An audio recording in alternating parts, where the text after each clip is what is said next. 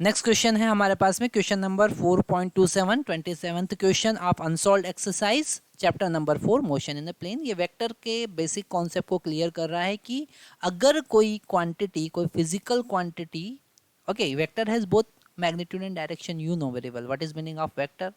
Vector का मतलब हमको पता है, वेक्टर का मतलब ऐसी physical quantity having the magnitude, okay, magnitude plus direction, plus direction, that is the definition of vector. क्या इसका रिवर्स पॉसिबल है? A physical quantity having both magnitude and direction, तो क्या वो वेक्टर होगा? बिल्कुल गलत है, it is not necessary.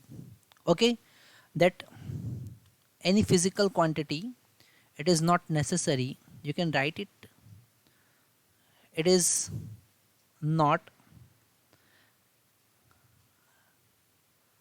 necessary that physical quantity, कोई physical quantity having magnitude and direction is a vector, okay. थोड़ा सा समझना टिपिकल हो सकता है।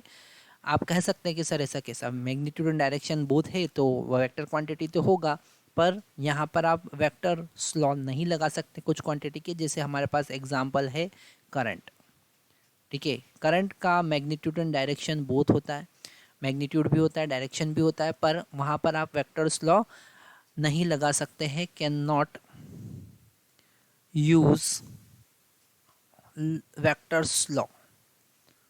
Vectors law means law of addition, triangular law of vector addition, parallelogram law of vector addition you cannot use. Okay, so that is the basic very important concept, is that if a quantity having both magnitude and direction does not mean it is a vector quantity. Like pressure, this pressure is a tensor quantity. इस type की quantity को हमने कहा tensor quantity, okay, having both magnitude and direction, but you can not use vectors law, vector addition use नहीं कर सकते हैं। Okay, तो यहाँ पर ये बिल्कुल गलत बात है। सेकेंड पार्ट हम यहाँ पर देखते हैं, the rotation of a body can be specified by a direction of axis of rotation.